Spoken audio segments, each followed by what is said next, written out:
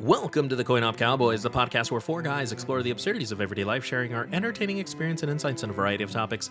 Hello, CoinOp-ians. This week, we're hosting the first ever Spook-Off between two rival cowboys, Steven and Ryan. If you recall a few episodes ago, the two challenged each other to see whose story scares the other into pooping their pants. Will Ryan, king of paranormal conspiracies, keep his title? Or will we be witnessing regicide from the man with the plan, the boy with a toy, the poop on a stoop, the one and only underdog that had to see a therapist after playing a video game about hunting ghosts? Steven, be afraid. Be very afraid. You're not going to want to miss this one.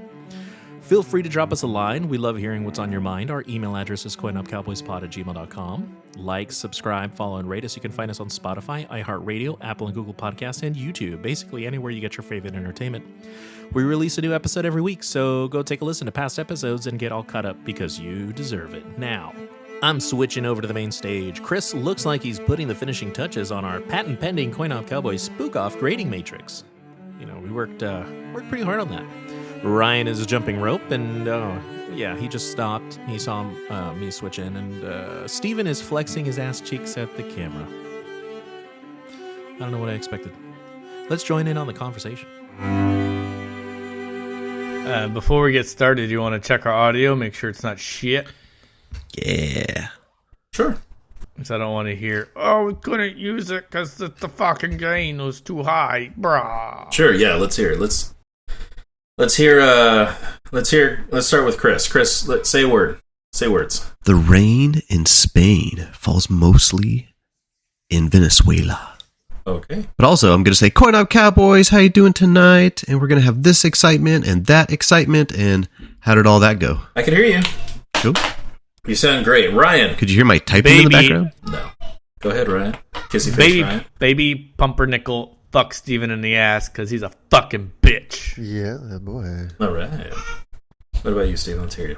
Peter Piper picked a pickled pepper and shoved it up Ryan's tight little butthole. It's a little quiet. That's Max Gain, bro! Oh. Hold on. Yeah, everyone sounds great. Welcome, guys, to another episode of... This is actually going to be released on New Year's Day. Dare you. Dare you. It's gonna. Hold on, let me pull up a calendar. Let me pull up a calendar! Jesus. Monday, yeah. On Monday. This is going to be released. You might have a calendar that says that, but whether you actually do it... I've been... all my commitments have come through.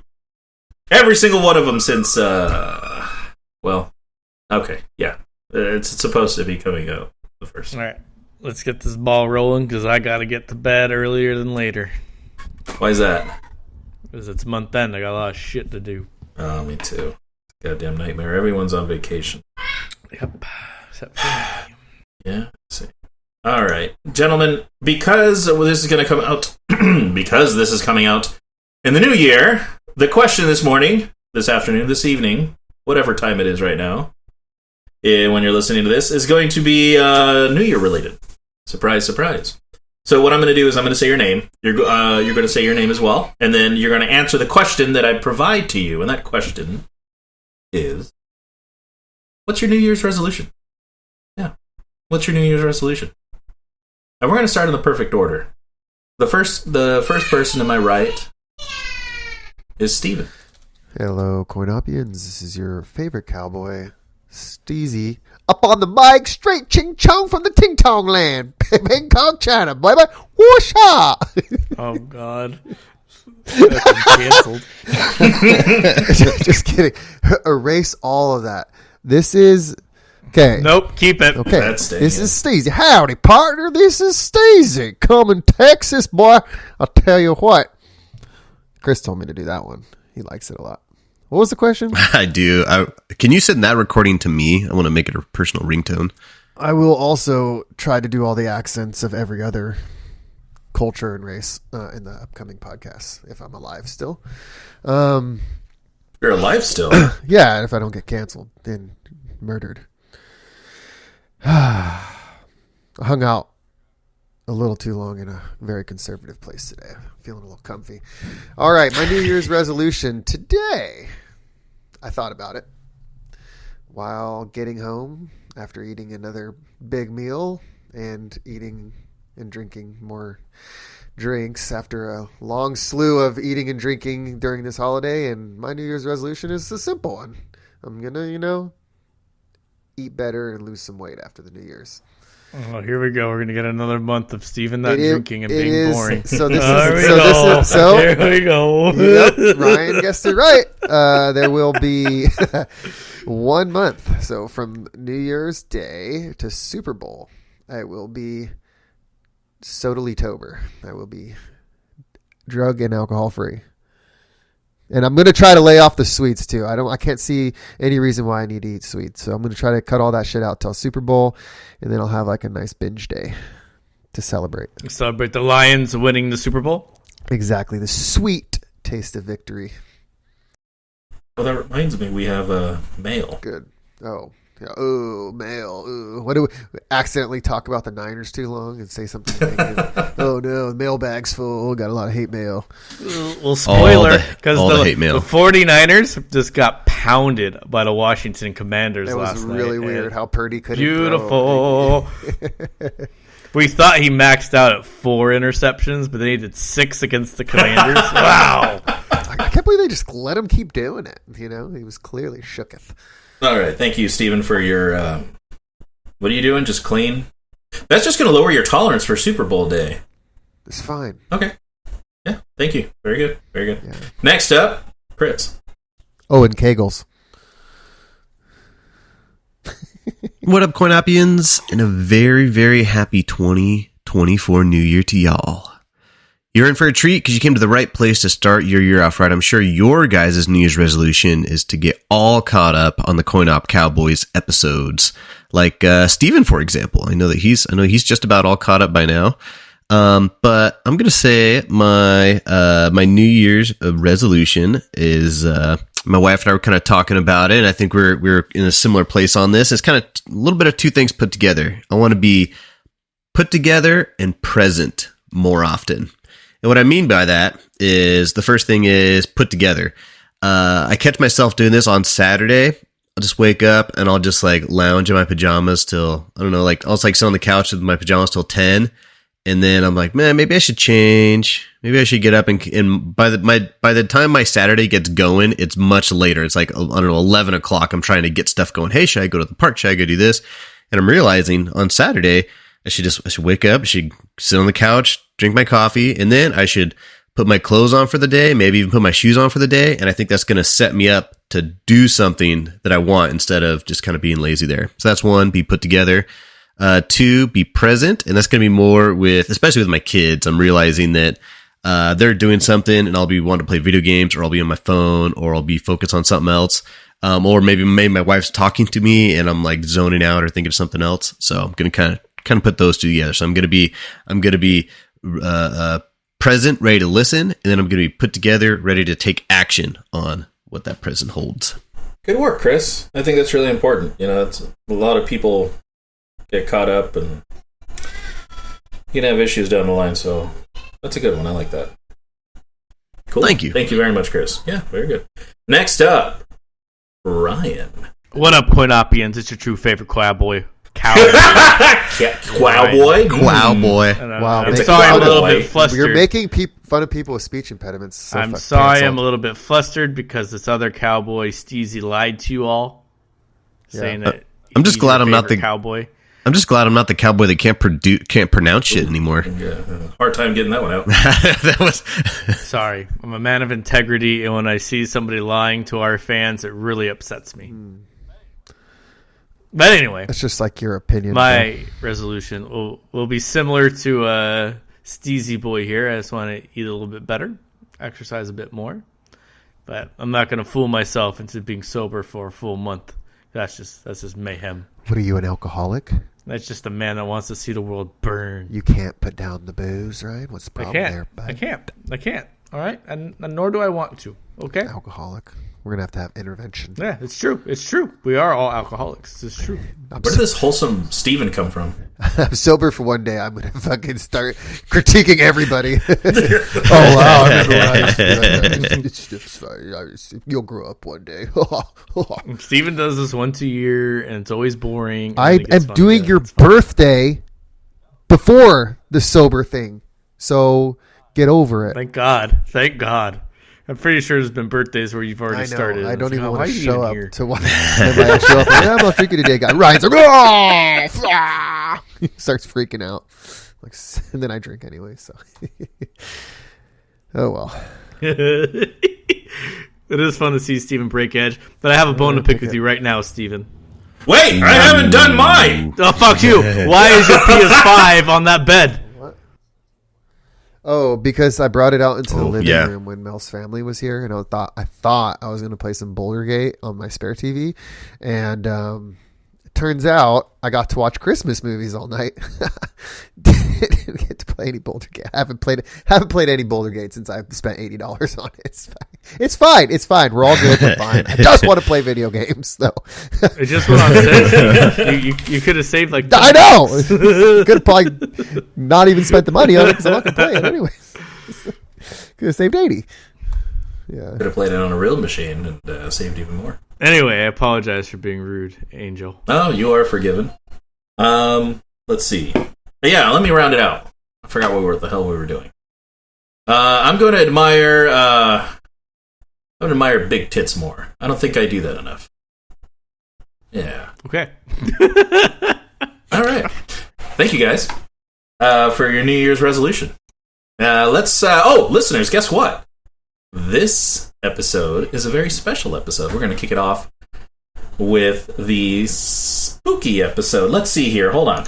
Okay, so if everyone recalls a few episodes ago, Steven and Ryan challenged each other to a spook-off. Ryan guarantees to tell a story so spooky that Steven poops his pants. And Steven is willing to step up to the plate and meet Ryan head-on to see whose spooky story is the spookiest of all. Now, Chris and I have actually developed an intricate scoring matrix with patent-pending calculations that, quite frankly, could be a shoo-in for the next Nobel Prize. I mean, seriously.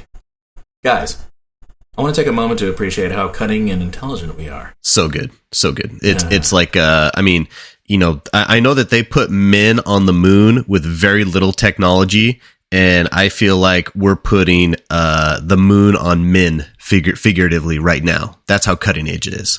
Interesting. Well, I have focus tested my tail, and it indeed terrified my readers. And I was told, Ryan, you've gone too far. And I said, perfect. Great. That's fantastic. Anyway, we have 10 perfectly developed categories we're going to be scoring you two on. So, where Chris and I are going to give our own subjective grade for each metric, which will go into a patent-pending CoinOp Cowboys spooky algorithm, if I haven't mentioned that already. The algorithm allows for a single PYP, or poo your points, that Chris and I can give Steven or Ryan in any of the metrics. It's similar to like that golden buzzer or whatever on that TV show people watch. I don't know. I really don't know what it's called. But basically, if we were impressed by one of the categories of your story, you automatically get a perfect score or a 10 out of 10. So I'm going to rattle off these 10 categories that we're going to be grading you guys on. Whoa. What? You're going to tell us the categories before? Because it looks like Steven is currently writing his. I'm touching it up. And I don't want him to edit his story based on the categories. Share my screen if okay, yeah, that's fair. Yeah, that's fair. Yeah. I actually just reverse looked up all you guys' phone numbers using your full name and addresses. I went to the IRS website and filed whistleblower claims on all of you for tax evasion. So enjoy your audits. That's my spooky story. Steezy, out. I'm squeaky clean, baby. Yeah. The horror of an audit. I don't think, even if you are squeaky clean, you're going to still be like, I don't know, man. I don't know. There's going to be. I don't understand audits. All I know from them is from TV shows when we were kids. And they're like, oh, I'm being audited. I need all my receipts. If I ever get audited, I'm just going to be like, bro, keeps the receipts? Just tell me what I owe you. Like, I don't fucking keep shit, bro. Like, tell me what I did wrong. Tell me how much I owe you. I swear I fucking went to a tax guy. Like, chill out. I don't trust your tax man based off what you told me. He's a stand-up citizen.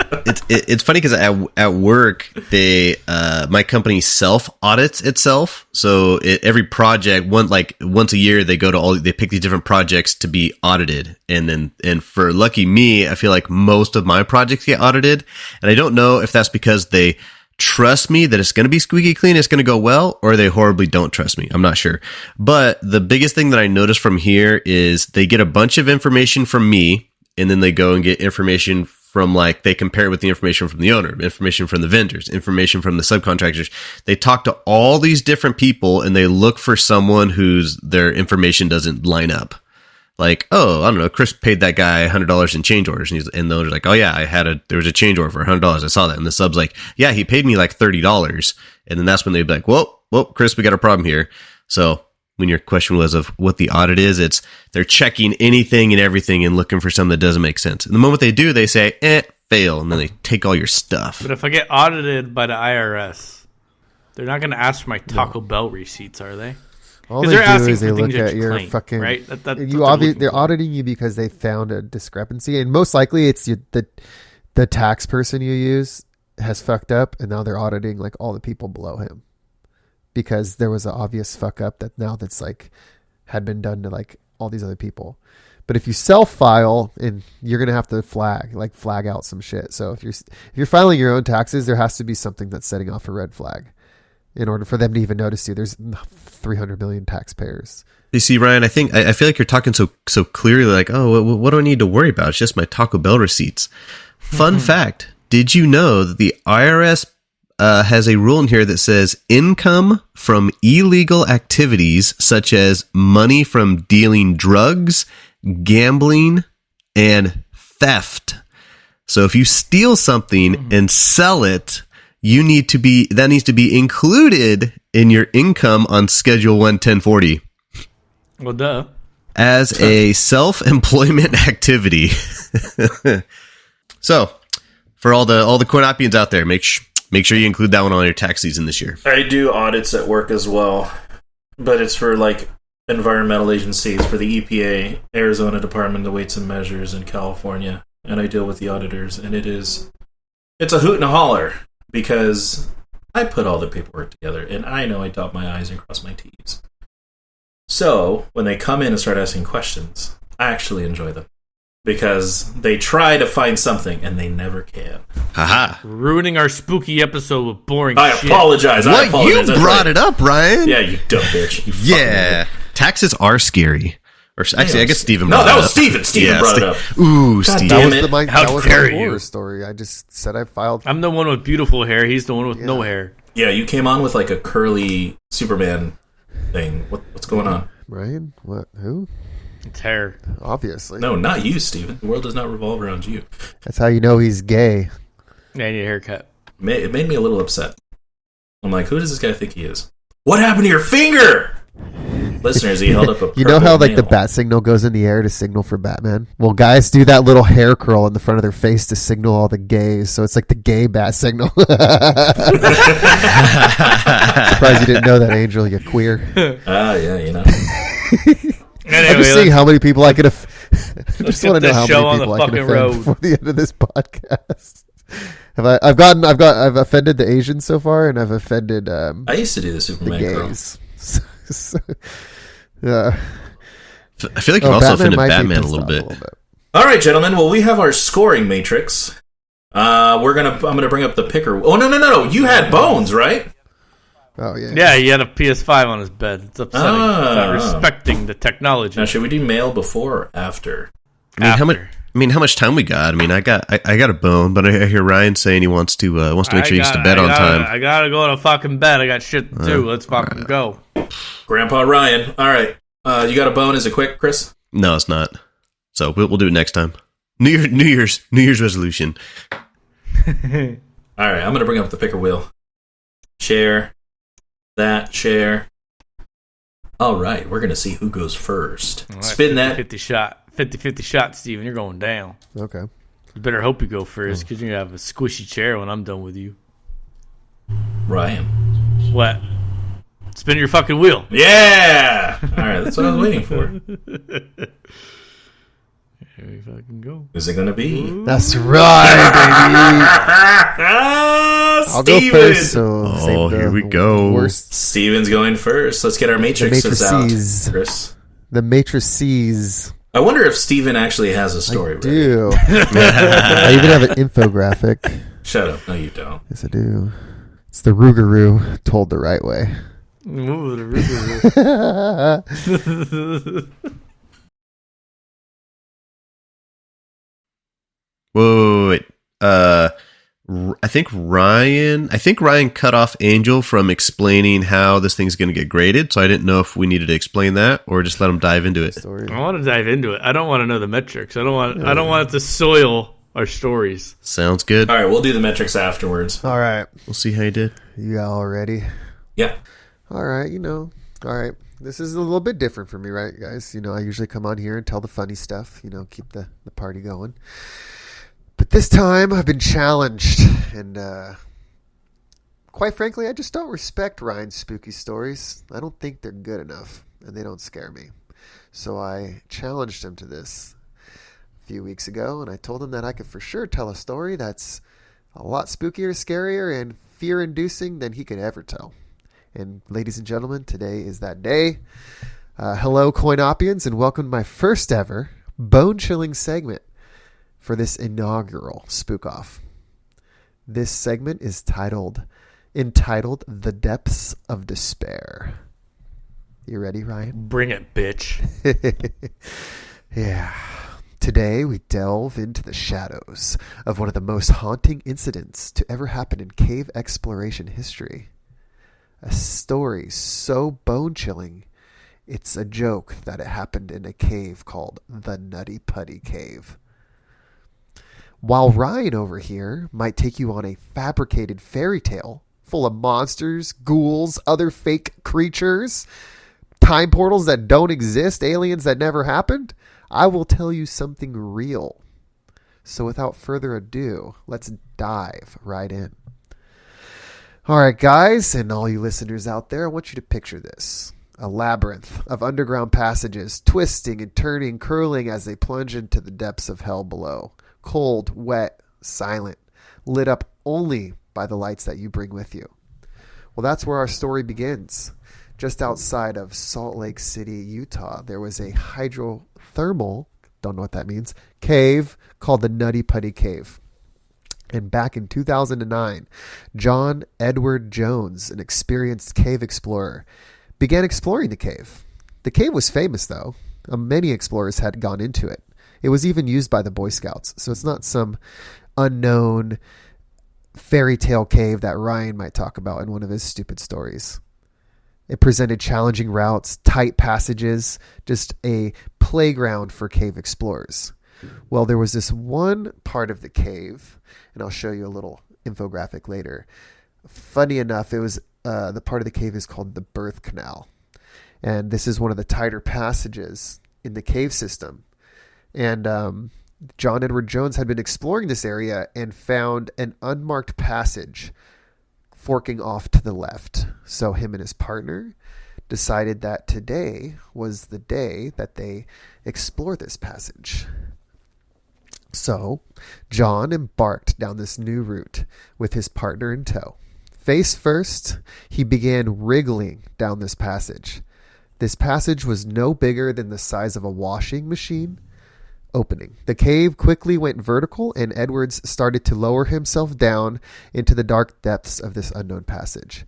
As he plunged down deeper into this crevasse, he quickly found that the path did not continue on, and he would have to go back.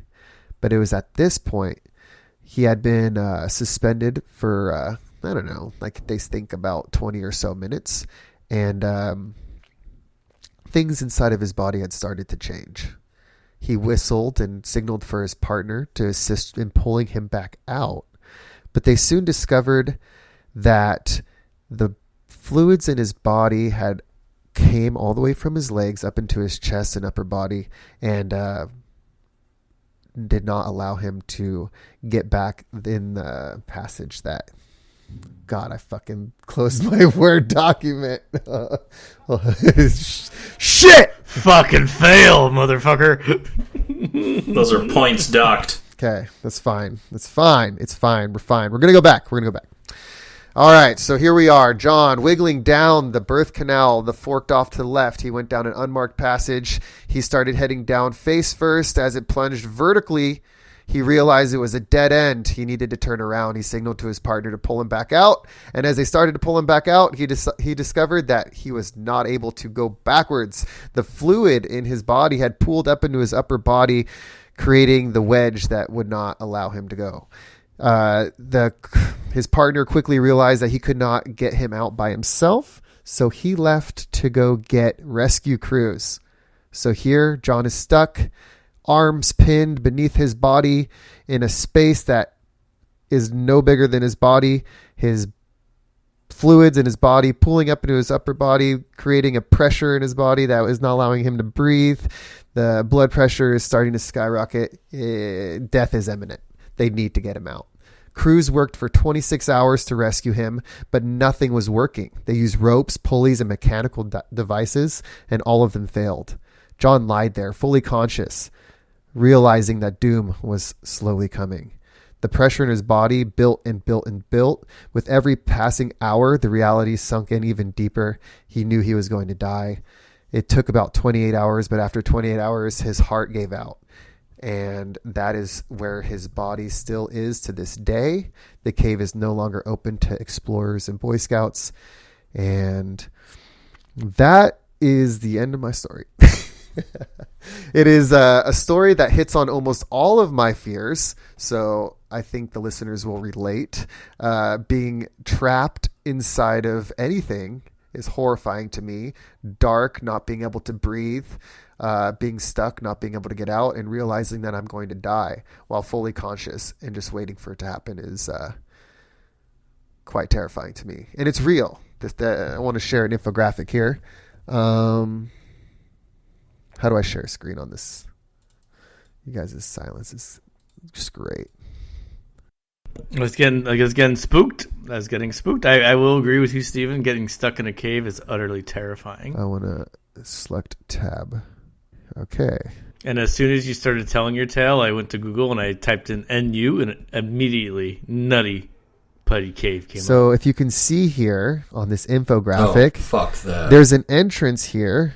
And he started heading out towards the big slide and down the birth canal. And that's where it forked off to the left. And that's where he was exploring. It was unmarked.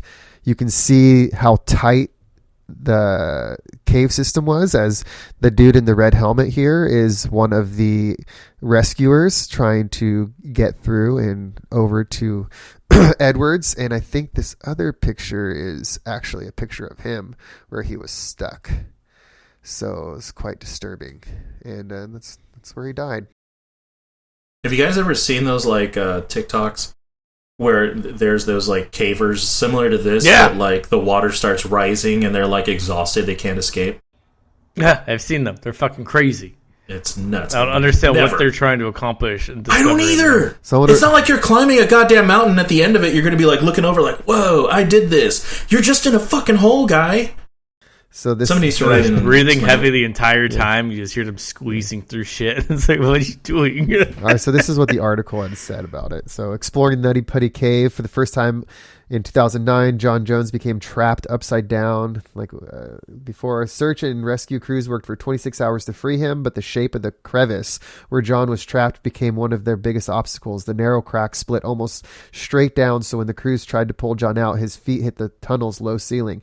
Pulling him backward could break his legs, the shock of which would prove fatal as John suffered the effects of being upside down. They used pulleys to rescue John Jones. To reduce the friction of the rope on the rock, rescuers drilled a series of pulleys into the cave walls, did all these different things. None of it worked. Here's a picture. A search and rescue volunteer squeezes his way through a reinforced Nutty Putty, one of the many tight passages. Blah, blah, blah, blah. So let's see if there's a... John Jones, 26, was crawling headfirst when he got stuck in a tiny, unmapped tunnel deep inside Nutty Putty Cave. John became trapped upside down with fluid pooling dangerously in his head and lungs. Rescuers also had to deal with the difficult geometry. Okay, so yeah, anyways. I don't know what pushes people to do these things. I watch... like Angel said, there's some where like they go into like this really narrow cave that's filled with water and they pop out some other place, right? And it's like, who would even be brave enough to do that in the first place? Like getting trapped in a tight passage would be horrifying, let alone with full of water where you drown. Trying to think of other things that fucking make me... I hate when I watch like those dudes that go on top of skyscrapers that like hang off the skyscraper just to get the video on YouTube. You ever seen those, Ryan? Oh, like fucking what's his name? Jared Leto. Did he do fucking that? climbed he just climbed like the Empire State Building or something stupid. I hate that man. I watched that one documentary of the guy who solo climbed in Yosemite, free solo, whatever. Dude, the whole time, my palms are so sweaty. The whole time, I cannot handle it. How were your knees? You know what this reminds me of, Steven? What's that? You know, like the Not Scary Farm mazes? Like one of the big things they do now is those inflatable walls. Yeah. And like you get like pushed through them. I fucking hate those things. They're terrifying. Yeah. I remember reading, I like couldn't think of what I wanted to do for the Spook-Off, but then I remember like reading about this on Reddit, like, I don't know, like 7 years ago, and just being like disgusted, like just thinking about what would be going through that guy's mind as he lays at the bottom of this crevasse, just like unable to be pulled out. Like, did he regret it? Did he know what he was getting himself into? Was he okay with the circumstances that he found himself in? Like, I don't know. Well, it must have felt like eternity. And then once you like heard voices and like someone pulling on you, you must have been like, "Oh, this is it. I'm good. I'm good." And then like hearing them panic. Like, oh, fuck. There's no good. See how like right here on the cave is like, it has like, it goes head first. He's crawling down. He gets to this point. So he gets stuck. And when they pull him back, it's like they can't angle him anymore. So yeah, it's terrifying. We'll also get like kind of creeped out. Similar things is like the people who like just die on Everest and like just stay there. It's like this guy's just stuck in the cave forever. And eventually people are going to explore this cave again and probably come across his remains. And just, I wonder if people still go in there, like maybe like sneak. I bet they do. Like sneak into it. I mean, they just put up signs and say, "Hey, don't go in here."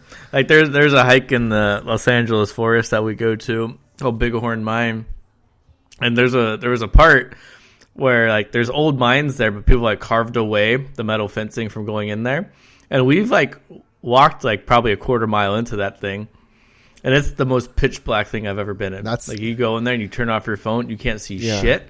It's cold, it's dripping water, and then there's all these like, if you have your flashlight on, you can see all these markings like "don't go here" or "blow up this" or whatever. And the whole time I'm just thinking, if there's an earthquake, you're fucked. We're fucking done. Nobody we're in a mountain knows where right you now, are. inside a mountain. Yeah, no, I remember going into some caverns, Carlsbad Caverns, or something when I was younger. And at some point in the cave tour, you're like pretty deep down in the cave. And they're like, "All right, we're going to shut off the lights now just to show you how dark it is." And yeah, it's, you think you know dark. Like you don't know dark until you're in a fucking cave. They turn off the lights. It's disorienting how pitch black it is. It's haunting. And there's creatures that grew and evolved in there. Like when we're in Hawaii, there's like a lava tube that we went in on Maui. And they're like, "Yeah, there's fucking bugs in here that have like learned to live and see in the dark and have never seen daylight, but they live in this fucking thing." So, Chris, did you find any part of this cave exploration scary or fear-inducing or phobia-inducing? Oh yeah. Yeah, it's I've seen they had a video on this kind of giving it like a step by step where he crawled this way because the problem was he thought he made he thought he was going the right way, and then he said, "Oh, I think actually it's that way I need to go." And the way that he was crawling down, the angle is he was like, "Oh, see, I just got to get just on the other he's going straight ahead," and he said just on the other side of that rock where it turns there, that's where I need to go. And then so he kept working towards it before realizing it was just an optical illusion. It was just the end of the cave. So then he had gotten so deep all the way up to his ankles, right? You could see he's almost like hanging from his ankles at that point. And then he had the one arm in front of him and he had the one arm behind him. And so he had the one behind him was pinned so he couldn't use it. And the one in front of him got all tired out from him like messing with it. And then when he was trying to adjust, I think it looks like from this picture, he got that arm pinned as well. So it's like, imagine being like chest to chest stuck. You can't really use your arms for anything. And then like you said, the fact that you realize you're upside down and all your fluids start going. Yeah, that's a terrifying story. At what point in the rescue do you feel like, because panic, like when the panic sets in. So yeah, he's like, "All right, pull me out." And as soon as they go to pull him out, he realizes it's not working. Like your heart must just start going, pounding at that point, like freaking the fuck out. Like being stuck in an elevator for me. Like, even if the doors don't open right away in an elevator, like, my heart just starts pounding. And I'm like, fucking open the door. Fuck, open the door. Doors better open. Right out. Yeah. And it's not even that big of a deal. The elevator is bigger. You have space to, like, every sit moment down. that goes by, you're like, it's only getting worse. I've seen other cave video explorations where similar situations where, like, they talk about people getting lost in these tight caves. But I've also seen underwater ones where people, like, scuba dive and do, like, underwater cave explorations. Those are terrifying to me too. The soccer team. That was like a year or two ago. There was a soccer team in the Philippines. And they went to a cave, but it started raining and it flooded, so they couldn't get out. So they had to send rescuers down there. And what they ended up doing is the rescuers went down there and they had to put all these kids in an induced coma, hog tie them all together, and then drag them out with scuba equipment. And I was like, why did they have to be in a coma? And they said they couldn't handle the kids freaking out or anything, or messing with their respirators or messing with their goggles. So they had to physically put them in a coma, hog tie them, strap an oxygen tank on them, and then go. Terrifying. God. It makes me not want to go to caves. This is a sudden thing, and then it's like, all right, we got 12 hours to execute this. And within that 12 hours, somebody figures out, okay, first of all, put them in a coma. That's number one. Done. They're going to wiggle too much. What can we do? We can put them out. All right, Angel, I want to hear from you. Biggest fears. What are the fears that can instantly get you panicking? Panicking? Well, that's one of them, and I know it's one of them. The one spaces? you described. Yeah, because I won't even try to empathize, like put myself in the situation. I just can't. Yeah, I just can't. No, if you try too hard, it really will get you. It'll get you fucked up a little. Yeah, I can't do that. I can't do that at all. That terrifies me. There's others, I guess. I mean, but I could totally go through the scenario in my head. This one, no. This one's just too much. All right, talking about other fears, because we're here talking about spooky stuff and fears. What are you guys' thoughts on just being out in the middle of the ocean in deep water? Specifically the ocean, because there's creatures in the ocean that present danger, of course. I don't know if that would really scare me. I have like a very big fear of like deep water, ocean, whatever. I even get it when I'm playing like in the waves. Like if I get to a point where I can't touch the bottom anymore, like my mind just starts racing too hard. And I think about everything out there that could hurt me. Like you just feel so small and you're not on top of the food chain anymore.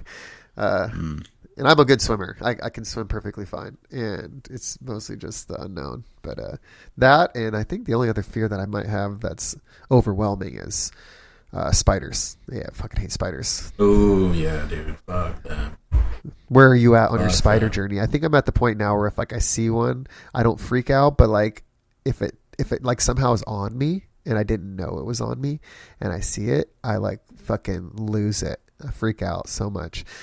Like I'll go on runs at night and I have to like carry a flashlight with me at all times when I'm running, because like as you run along sidewalks, like spiders at night will make just webs randomly random places, and I've run into a few of them like face first without my flashlight, and I like. Does the flashlight help? I feel like it's not going to do anything. So like the flashlight will give me about like a 5-foot notice that there's a spider web if I'm paying attention. Like I know to like pay attention, and I run in the street as much as I possibly can.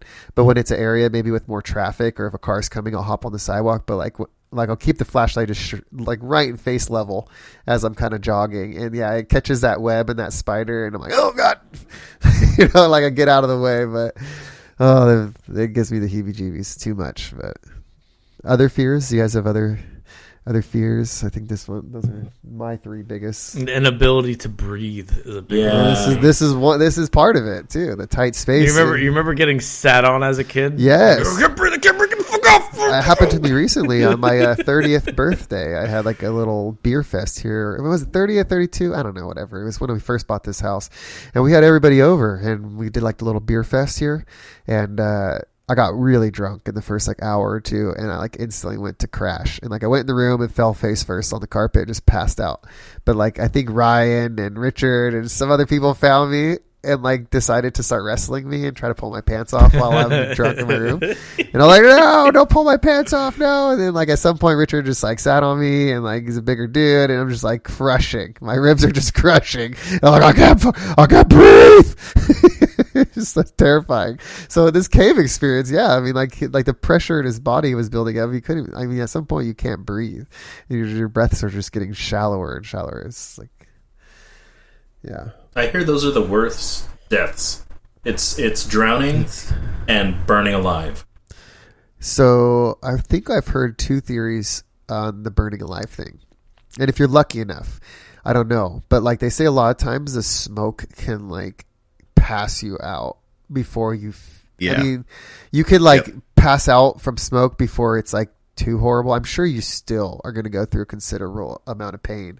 But like in the case of a house fire, you're more likely to pass out before you burn. But if they like tie you to a stake, like a witch style, I think you're going to feel most of that burning. So, and then drowning, I don't know. Like I can't fathom what that's like. But I think if I was in a situation where like concrete boots sink into the bottom of a lake, I think I'm just inhaling that water pretty fast. Like I'm just going to get it over with. Like I'm not going to try to hold my breath for like 3 minutes and like go, what's the point? God, I don't even want to think about that. No, dude. Okay, I just remembered the worst fear. Okay. The worst fear since I was a child: being accidentally admitted into insane asylum and being forgotten. Oh God, that happened to you? That's weird, right? I don't know. No, but like I had nightmares as a kid about that. I don't know why. But that's like always been a fear. I had like nightmares of being like left alone, but like in a very like it was always like at nighttime, and my fear was like this very specific like school campus type situation where like I found myself suddenly in like a dark courtyard of like a school. Nobody was around, and it was just like ominous, and I didn't know what to do. Like everybody had gone. I don't know what that was all about, but that was like a reoccurring dream in my childhood.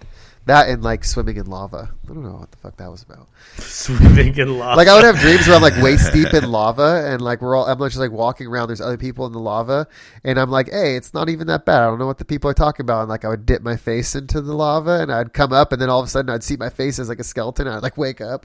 It was like the stupidest shit you dream about. I remember that to this day.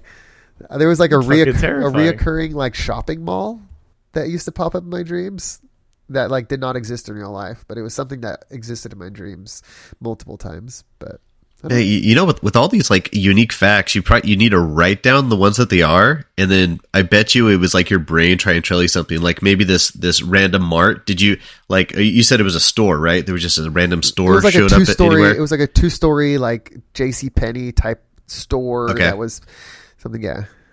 Did you go in there and get stuff, or you just walked by it? I think I would see it from like an outside perspective, but I also do remember being inside of it, like down an escalator. And like every time it's like, I don't know, like I'm by myself, like my mom wouldn't be there or something. So I guess the concept I was thinking is like, let's say if on all these different scary dreams, like that's where you went to get like, I don't know, an axe or something to like protect yourself with. Maybe that store is representative of like a safe place, like to you, you know, or if you have this, fear of lava, maybe it's this issue coming at you in life or something that you're like terrified of. Things like that. I was 7 or 8 years old, so I mean, like, I wonder how deep it could be. But did they stay? Yeah. You're right. You have them when 7 or 8 years old, but did you have ones that were similar as you got older? I mean, I feel like I have dreams that that remind me similarly of dreams I had when I was a kid, and it's given me the impression it's kind of saying the same thing. Yeah, I'm trying to think if it's reoccurred recently. Nothing like recently at all in the last like 20 years. But I do get these reoccurring dreams now that I'm older, and it's always like me driving something, a vehicle or whatever, and it's just like dream steering where like I can't really turn the wheel and the car is like kind of out of control. Like I need to stop it, but like it's like going too fast and I feel inebriated and I can't really turn the wheel. And yeah, and I always don't know it's a dream. Like I really feel like it's really happening, and then I wake up when it crashes or something bad happens. Or like I've realized at some point in the driving experience, like this is a dream, and I like fucking put my head down, like shake it off, and I wake up. Have you guys woken yourself out of a dream before? Like realize Oh, yeah. that you're in a dream and wake yourself out of it. Too many pumpkin seeds, let me tell you. Pumpkin seeds. I used to have nightmares as kids that would be reoccurring, and I wouldn't stop having the nightmare until I was like lucid in the dream. Like I was able to consciously like do things in the dream, and then I like stopped having the dream. You Once guys I have knew any I can- irrational fears? Clowns? Stuff like that? I feel like clowns might not be that irrational, but I know like some people would be like, I'm so scared of like fish, and if I see a fish I freak out, or like something that nobody is scared of and they just have an irrational fear to it. Do you guys have any of those? Yes. What, Yes, I what do. is it? Is it real? Let's hear it. Cotton balls. Shut up. Is this a real thing? Cotton balls? Oh yeah, I hate cotton balls. Why are you scared of cotton balls? Let's talk about the this. feel and the sound of it. It just makes me cringe. They are weird. The idea of pulling a cotton ball out of a bottle, oof, oof, oof. Gives you the heebie-jeebies. Yeah, it Man.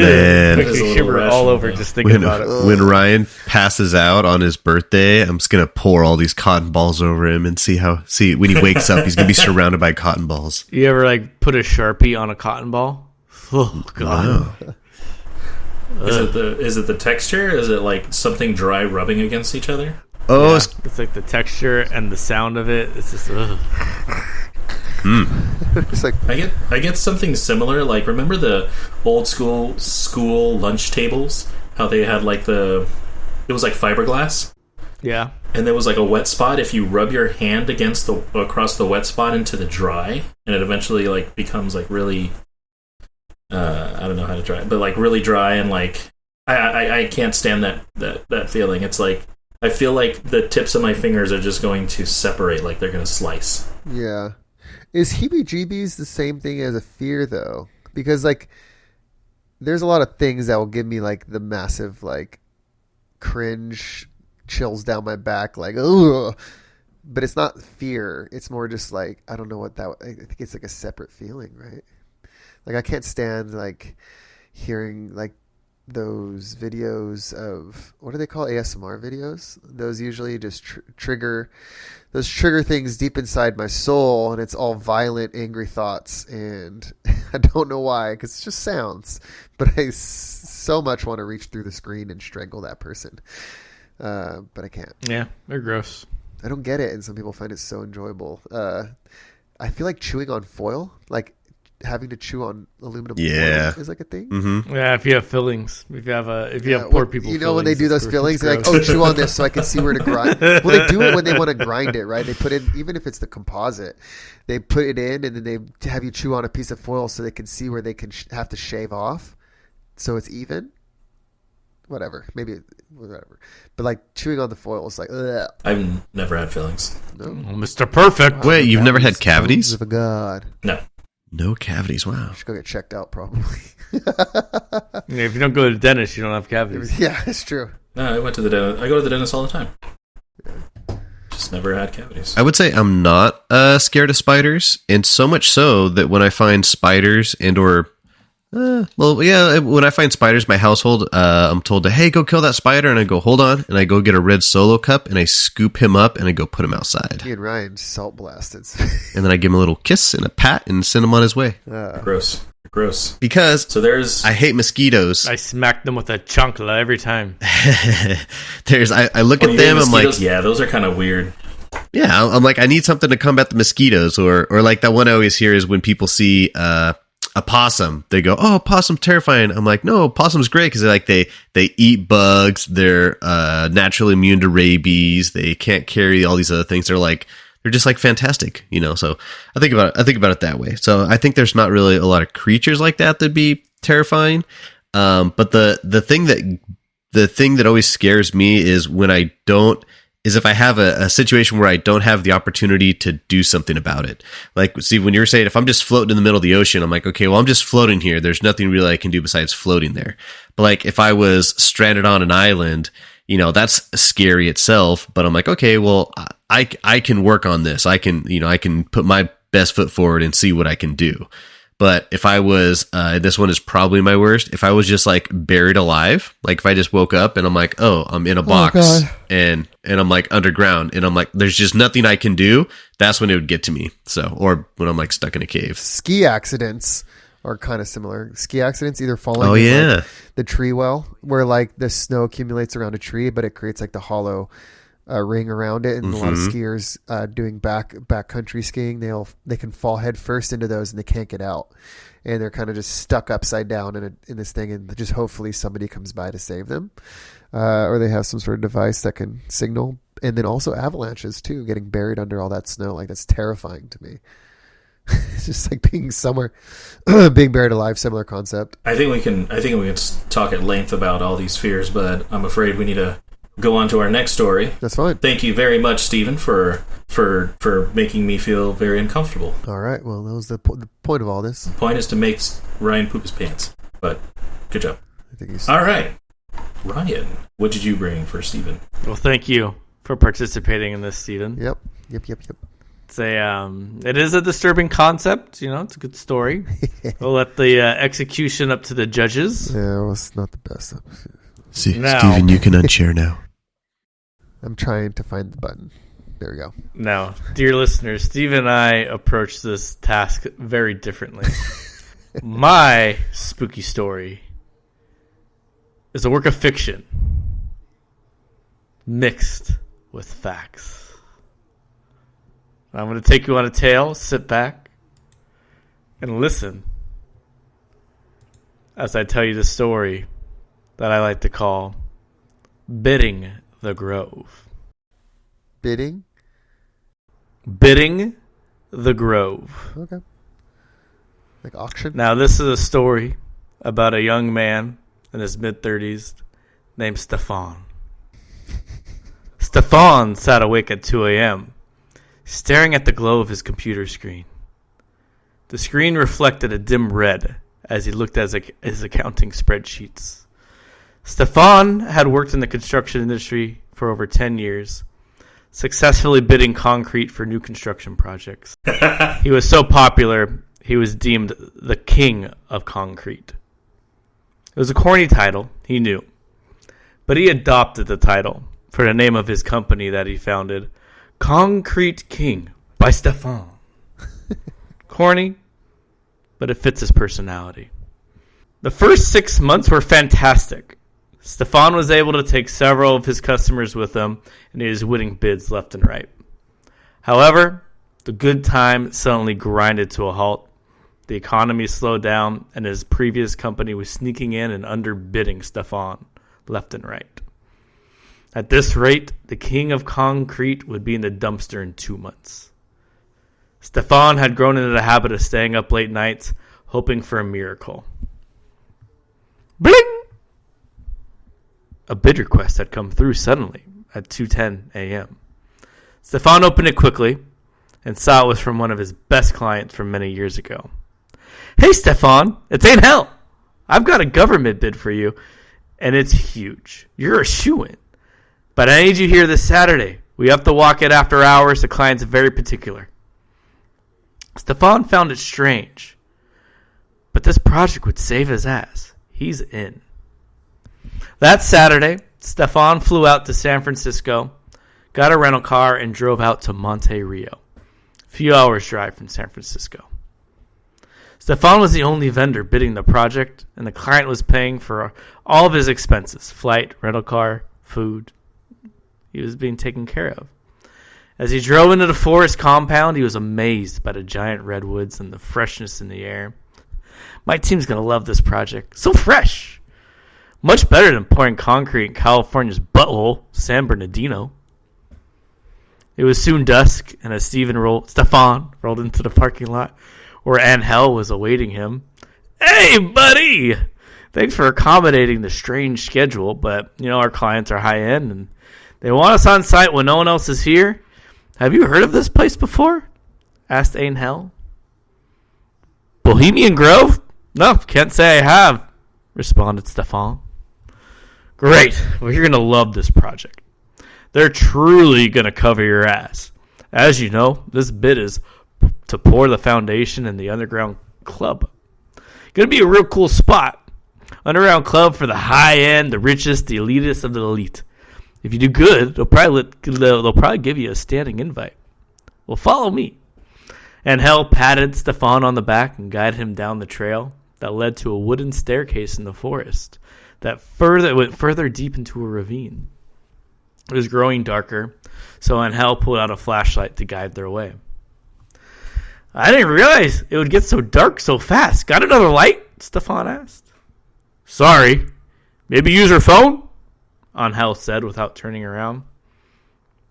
Left it in my car. I'll just stick close to you, Stefan said. As the two reached the bottom of the stairs, they encountered a heavy metal door that was embedded in the side of the hill. The hill was about 50 feet above the ground, and the two were in pitch black. Just outside of Angel's light, they could see nothing. Angel pulled out a key card, swiped it at an access reader next to the door. Beep, beep, beep, click. The door unlocked. Angel opened the door and motioned to Stefan to move on ahead of him. Stefan entered the door in front of Angel and was greeted to yet another staircase heading underground. The side of the walls were lined with flickering lights. Well, isn't this fancy? How deep does this go? Stefan asked. Well, we'll be going down another 100 feet. They believe close to Earth brings in good energy. So go ahead, lead the way. I'll light your path from behind. And how gently pushed on Stefan's back, guiding him forward. Stefan walked down the stairs. The sound of each footstep echoed off the walls. Each step he took, it got colder and colder as he descended into the darkness, the lights getting dimmer and dimmer. Stefan could barely make out the walls at his side after about what felt like forever, but in reality it was 3 minutes of walking. He reached the door. Stefan pulled to open it, but it was locked. I got this. They're big about security here. You need these access cards to get around, Angel explained. He swiped the card at the reader, and the two entered the room. This room was massive. Angel and Stefan had walked into an auditorium that looked like it would seat a few hundred people. But they were working on the ground level, almost like two gladiators walking into battle. Hey, Stefan, I got to take a piss. I'll be right back. But this is your room. This is the room you're bidding. So take a look around. Get started on that bid. I'll be right back. Angel turned around, swiped the card again. Door clicked behind him. Stefan found this strange, and out of curiosity, he turned to open the door, but it was locked. Great. Asshole left me here. Better be back quick. Stefan couldn't lie to himself. His body was flooded with anxiety, being in this strange, dark place for the first time in his life. He was truly scared and was thinking about all of his life's regrets. But he quickly shook it off and began to walk around the dirt floor, doing calculations in his head as he moved towards the center of the auditorium. Of course, I need to factor in, flights, hotel rooms, per diem pay. This job is going to make me and my team bank, Stefan said to himself, and he was starting to get excited. But as he approached the center of the room, this excitement quickly faded. It was hard to make out in the flickering lights, but there was a dark fluid in the center of the room. Stefan knelt down, put his fingertips in it, rubbed it between. It's a little thick. His curiosity was running wild. Quickly walked towards one of the flickering lights on the wall to examine the fluid. His greatest fear was real. The fluid was blood. Stefan quickly ran to the door he came in, yanked on the door, forgetting it was locked. Nothing wasn't moving, not a budge. Angel, get me the fuck out of here! Stefan was screaming at the top of his lungs. As Stefan continued to yell, his echoes reverberated through the entire room, and he felt his voice rumble his bones. Stefan was screaming for what felt like an eternity as he pounded on the door, and soon his screams turned to whimpers and tears as he feared this was the end. He worried about what would happen to his family, his employees. Tears welled up in his eyes as he feared he would never leave. No, Stefan. This is your true life's purpose. A dark voice said coolly behind him. What? Stefan exclaimed, voice cracking. He quickly turned around and saw a tall figure in a dark robe towering above him. This person must have been at least 7 feet tall. Stefan fell to his knees, tears now streaming down his cheeks. What is this place? What do you want from me? Your friend on hell has chosen you to be sacrificed. But it's okay. It'll be over soon. And your friend on hell requested your family be taken care of. They'll be set for life. Millionaires never left wanting. They will miss you, long for you, desire return. But the money will satiate their sadness. And while your company will be rebranded, your crew will find success and will ensure that they find business for decades to come. What is happening? Stefan crumbled to the ground, crawling to the feet of the figure. Now. Just accept.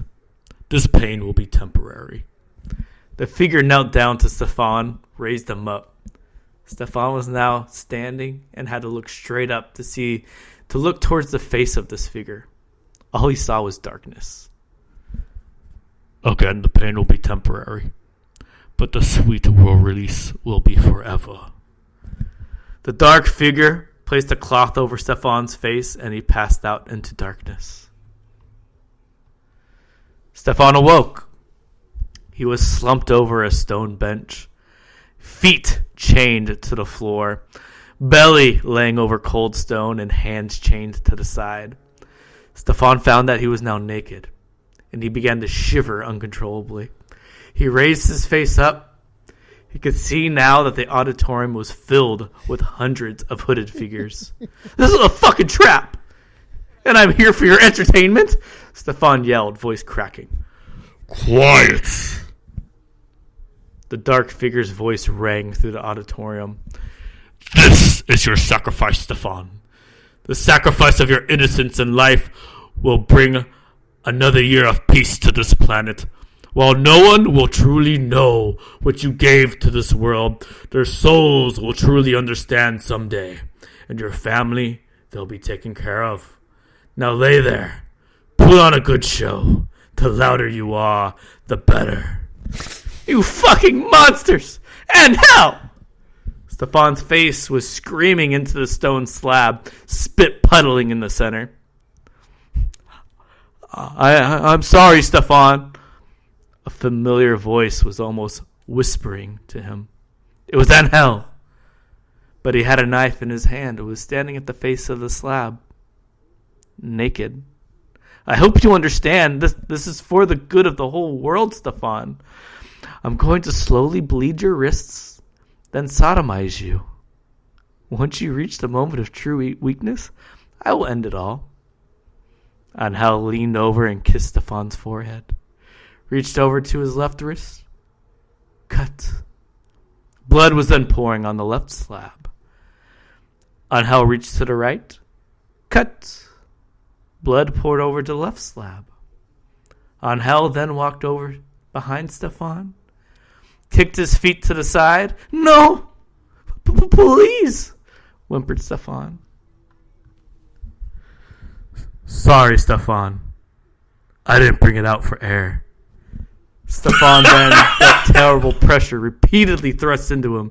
He squeezed his eyes as tight as he could and screamed with all his might, hoping for salvation. Then a sharp, warm scratch went across his throat, and then eternal darkness. The end. Well, Ryan, I think that was a very entertaining story. I appreciate it. Couple things. First of all, we're gonna get fucking demonetized for that shit.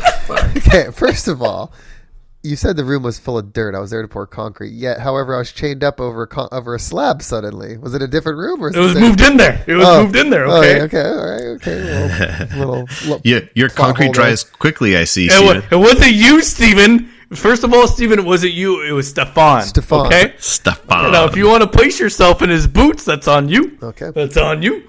Okay. Second of all, there's no way that a secret society called the Bohemian Grove would ever exist, and there was no way that I would ever go to that. So, number one, Steven, the Bohemian Grove is a real place. no, I am also on that. TikTok. Is it really? That's in my TikTok feeds. Yeah, it's a secret society full of like powerful elites that presidents and other world leaders have been. Oh in. yeah, I think I remember hearing about It's that. not a secret club. No, It's what goes on inside of it is secret, but like it's a known society for elites, and yeah, there's people that have snuck into the property and stuff. They're very, very big into like owl imagery and different things. So, Did you see that TikTok? It was up like a week ago where the guy snuck in. Yeah, they have like really high paid security though. That like I'm surprised that anybody was able to sneak into that. But Oh, guy's probably dead now. he's probably. But I told you, it's a tale, the fictionalized tale Yeah. mixed with reality. It's good. Bohemian Grove is a real place. Very entertaining. I was not scared very much. I was a little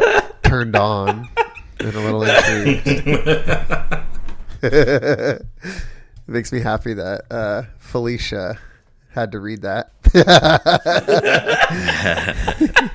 How did you spell Angel? Yeah, It's ANHELL. well, I put myself in those shoes. You So. put those shoes, and I'm just. I enjoyed it. So I didn't get sodomized before I died. I was like at least hoping to, feel the girth of his cock enter my butthole. You felt the pressure. I didn't pull it out for air. Where did you steal that line That was from? good. It's so good. I gotta fucking remember that shit. What's it from? That's from what's that movie? Requiem for a Dream. Yeah, I didn't pull it out for air. Yeah. Oh god, I'm gonna fucking remember that shit every time I fucking whip it out in front of Schmel. I'm gonna be like, I didn't pull it out for air, baby. Gluck gluck, get to suck. Jesus Christ. Your story is definitely more entertaining than mine, Ryan. And I think it was a much better execution. It's as if We'll leave this up to the judges on which one is more terrifying. terrifying. No, I don't We're know. just we're tallying up the last bit of them. I want to thank you, Ryan, for your story. You know what? Very graphic, God, and I enjoyed it. the hindsight on this Spook-Off is just—it's too much for me to handle. There, I wish I would have made up this cave story, and I wish I would have had Ryan exploring the tight crevice. The tight crevice. I should have done an angel, maybe fudge packing type story, but with Ryan and his fucking partner. Dumb dude. Chris, You know, you're ridiculous. Okay. I think if you two could have combined your brains, you probably would have made a fantastic Collabed. scary story. Yeah. Because like Steven for example, he took this when I watched that video of that happening in the cave, I was like, man, this was Steven's opportunity to be like, all right, so we're just gonna go climbing one day, and we're just going through here, and you step and your arm is suddenly not there, and there's a gasp, and I feel like the selling element wasn't there. It was just like, this is what happened. Can you guys believe that? So I think if you could have sold it a little bit more, I think it would have helped on yours because you had a good premise. And then I don't know why with Ryan's, I was expecting a sudden turn at the end, and then it just ended. It was great, but when he was like, and then he cut his throat, the end. And I was like, but who are they? What's going on? What? I don't know. I had questions that probably didn't necessarily need answers, but they're good. And that's a beautiful thing because it leaves the reader wanting more. I want to read more. That's a good thing. Scariest stories hide the monsters, Christopher. Yeah, I hate when scary movies do that. They show the bad guy in the first 10 minutes. I'm like, okay, well. That is why Paranormal Activity 1 was so effective. Because I actually wasn't scared of that movie. Paranormal Activity What? It was was a great. terrifying movie. It was so suspenseful. It was so real, and they never materialized the monster. It was always this entity, this weird force that was out there that you were worried at any moment could pop out in the screen. It was that constant tension of not knowing if something was going to pop out at you. I need to go back and watch Paranormal. I don't know if it's as scary now that you No, if you've seen it. It was in the needs moment. to be in the theater. Yeah, in the theater. Yeah. Before you were exposed to number 1, 2, and 3. Before people ripped off that style, and it was really effective at the time. The first one was so indie. I remember when it came out, it was it's going to be in your theater for like 2 weeks or something like that. And it's kind of like bounced around. Yeah. What were the statistics? All this mystery to it. It was like $12,000 budget. It was just shot in like a Airbnb in San Diego kind of thing. They like just rented out like a house and they just filmed it over the weekend and it just made like millions of dollars. They made a fortune. But it was good. Yeah. Like it just shows a good idea. It doesn't need a budget, like a high budget. Well, and it just needs execution. It pointed out a concept of if you just put plot points there, you can let your audience tell themselves how they're going to be scared.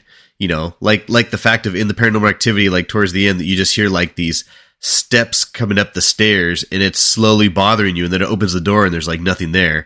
But you were already scared because you were starting to put in your mind what you think it was, or all that stuff. Build it all up. I think it was Paranormal Activity 2. There was a scene, and I cannot forget it. And it's so simple. Like, they're monitoring the house, and they're trying to figure out what the hell's going on.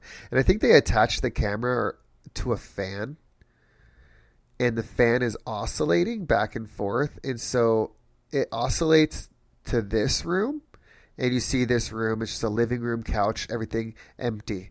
And then it would oscillate back, and it would pan over like the threshold of the doorway into the other kitchen. And it would just be nothing there, just the kitchen island, everything. And it did it for like a minute straight, just slowly panning back and forth between each room. And you're just on the edge of your seat in the theaters, like, what the fuck is this? And like, what is it gonna? And then all of a sudden, like, all the shit in the kitchen just like fucking dropped from the ceiling or something. Like, oh yeah, it was just the way they shot it was such a good idea to like not know what's in that other room, and you're slowly panning back to it, and you're like really terrified of what you're gonna see and if there is anything. But over and over again, there was nothing, and you're just like. It was terrifying. That was at number 2. I think that was 3 was the one that got weird with like the cult. Yeah. And then they made the Spanish one. Yeah, I don't know. So yeah, like I approached this like Spook-Off thing. I was like, okay, what's a situation that would be like super scary to be in? Because I don't know if I knew any stories or I didn't know any fables or like weird monsters or anything. Like didn't know any of those stories, but I knew like, oh, this. But I should have like I think I should have took it and then fictionalized it too. Yes, I think you would really would have crushed it there. Paranormal Activity come out, and it's funny because Steven, you could have ended it like you could have said the whole story, and then you were like, that was the real life of such and stuff, and then I think when everyone's like, oh snap, that really happened, it would add like a final plot twist, right? Yeah, or like that's what I was waiting for Ryan to happen, and then that really happened. It made the San Francisco Chronicle. All right, I'm gonna go ahead and share the scores. Oh baby, I can't wait. I hope I got a 69. Close. Let me know when you guys can see it. Ooh. Whoa, here we go. Atmosphere and setting. Ooh, baby. Oh, hey, crushed you. Angel's a rough judge. Oh, good job. Original creativity, 5. Yeah. Well, so guys, so the listeners probably have no idea what's going on. So feel free to annotate on what you're talking about. Okay, so these are the 10 category, the criteria that we're judging Steven and Ryan on. It's atmosphere and setting, originality, creativity, character development, plot, pacing, psychological impact, use of horror elements, use of language, thematic depth, scare factor, and ending and resolution. And there's like a brief description. We'll put it up on the whatever it is so you guys can read it. But basically, the total final, Steven with 130 and Ryan with 171. This is there is rampant corruption amongst these judges. They were paid off and bribed. I am the Olympic boxer going against like South Africa, like and not totally outboxing the other guy, and then the scorecard comes out saying the other dude dominated. This is bullshit. I protest and appeal. I think you need to learn how to talk, Steven, because you look under use of language. I didn't realize we had all these matrices. Well, I have notes. So you described what the body was, Steven, like what was happening to the body. I wish you spent more time connecting the progression of panic and fear. Yeah, I was hoping for that like too. Kind of just Yeah, you just started like, okay, this happened, and then you moved on to the next part of the story. Well, I So wrote it really like didn't 5 minutes before we started. Okay? I knew it! I knew it! We saw you. We saw you. We could tell. You said body like 15 times. I was losing my spot in my document, and I was just trying to ad-lib until I figured it back out. Yeah, that score of 2 in language is Whatever. because you said body like 15 times Body. in 10 seconds. Body. And you just rushed through the end of it. There was no climactic suspense. You were like, oh yeah, and then he just died. And kind of like here's a Ryan's. museum infograph. No, but okay, so Ryan, actually I have one note for him, is why I gave him a 10 on what was it? Atmosphere and setting. Is because he brings up a terrible fear of mine, which is being left behind and forgotten. It's, giving the other people the incentive that no one will miss me, because typically, I am the provider. But if without me they can be better off, then I'm just forgotten. And it's like, what's the meaning of being in existence? It just kind of takes that away. So right off the bat, I was like, God. I feel like in this that's Spook-Off, rough. there are no winners. I feel like halfway through my segment, I realized it was a failure, but I had to see it through. And there was absolutely no scariness to Ryan's story. It was I was giggling the whole time. It was so I think ultimately we're both receiving an F grade. Congratulations on getting a little bit higher of an F than I got. Are you dragging Ryan into your Yes. F? I am not going to allow him to get away with his story being scary. It was not scary. It was a normal rendition of Secret Society. You could have the Secret. I think they would be like laughing at how terribly you described their Secret Society. That's just terrible. You're just a sacrifice. Stefan. Ryan, it's okay. You got the 50 out of 100. I got like the 32 out of 100, but we both got Fs. We're going to have to retake the class, I think. I don't know. I see a lot of green on my scorecard, a lot of red on yours. Whatever. Hey, Steven, why don't you just stick with what you're good at, and you can challenge Ryan to, I don't know, a snarky comeback off Nope. or something. Every time we do this podcast, I'm going to have a horror segment until I'm actually better than him. So Ooh, it's going to be a long 2024. the next one will be a lot better. I'm doing the next one on the next podcast. I'll take a rematch any day. I'll rematch you. I'll rematch you. Also, I thought like maybe tell the story in like 5 minutes because like that's I thought was like the criticisms I was getting back on the podcast on like what people wanted to hear was like get through the fucking scripted shit as fast as possible to get to open discussion. So I'm like, yeah, I want to set up this like cave story about how someone wedged themselves in a cave and died. Let's talk about our fears. That's kind of where I was going with. It was clearly a spook-off, Steven. I was just thinking the same thing. It was a spooky story segment, and we said the setting was you're sitting around a campfire. Oh, Go. well, I totally forgot about all that. Like my story doesn't. Oh really, my God. You had a whole extra week to prepare because you canceled at the last minute. Nice. I canceled last That's minute because my wife's what was it? Her birthday. You already forgot your excuse? It's part of the joke, Chris. So, all you viewers out there, we'd love to get feedback from you if you want to email in who you thought did well, worst, terrible, and things like that. And also what future Spook-Off you'd like to hear in the future. Oh, very good. I agree. Just wait for my story about Christoph and Rion. Christoph and Rion going cave diving in the Galapagos. Yeah. All right. You guys wanna hear some mail? Yeah. Yeah. Is it real mail? Mail time. It better not be about the fucking 49ers, I swear to God.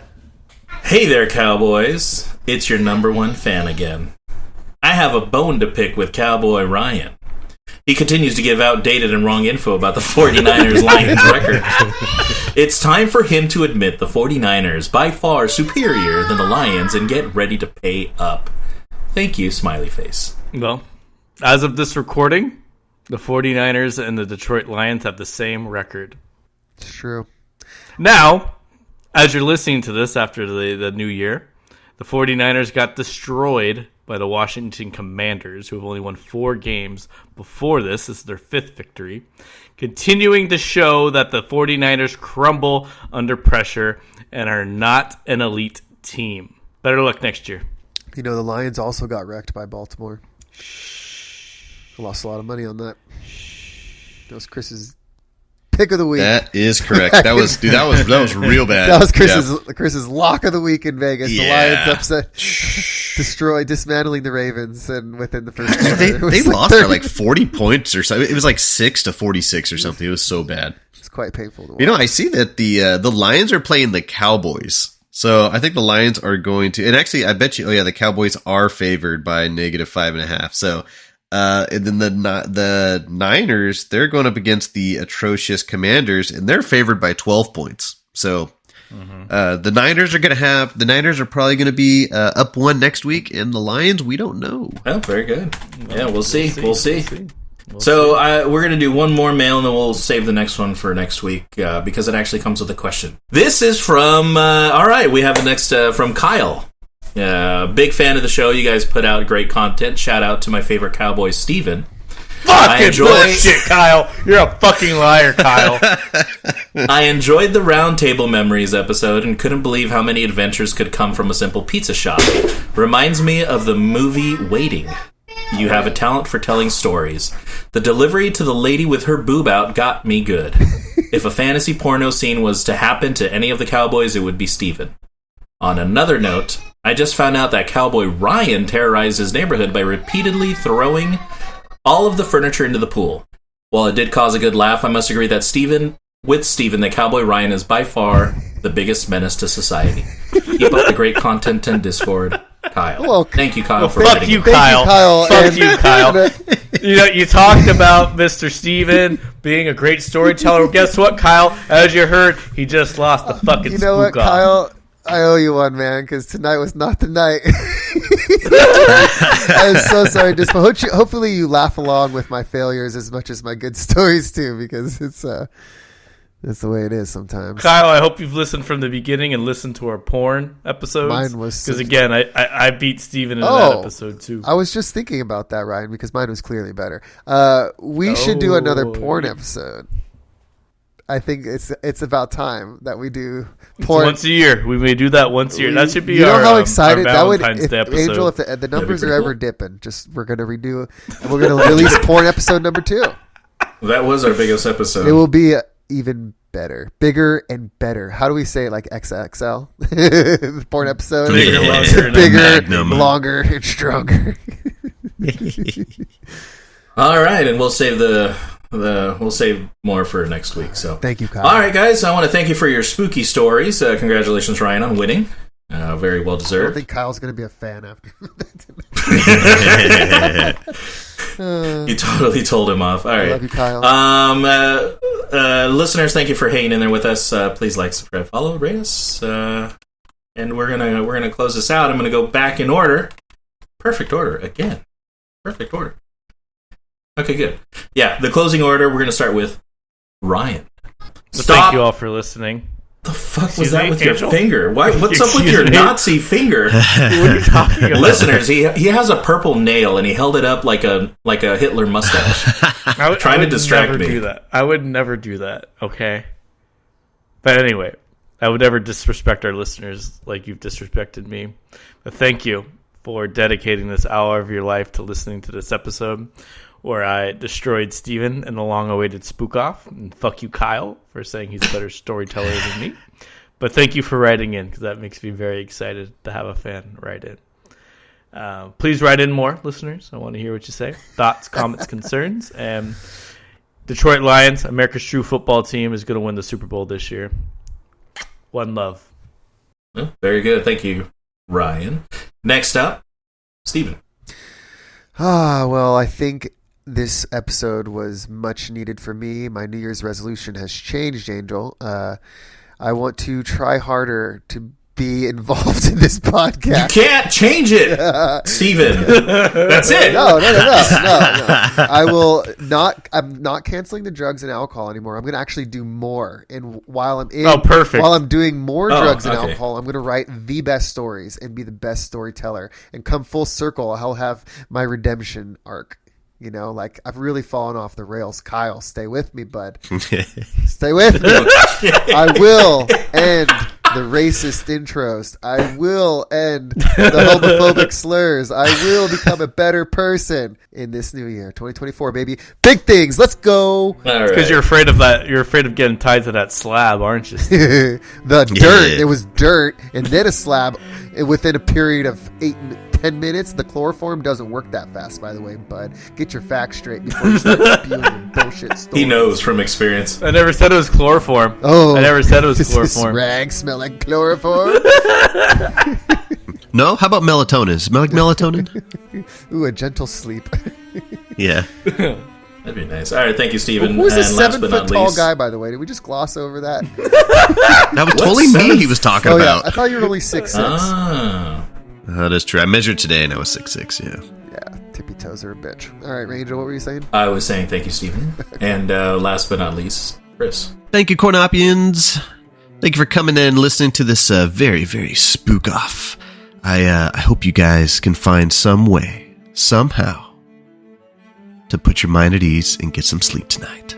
Because I know some of us won't be after those stories. Am I right? Yeah, that's true. That's very scary. Big shout out to the fans and Kyle. Thank you for Kyle for keeping it real and pointing out Ryan's menace in society. I like that. That was a good joy. So yeah, we'll see you guys next time. All right, and that we're out.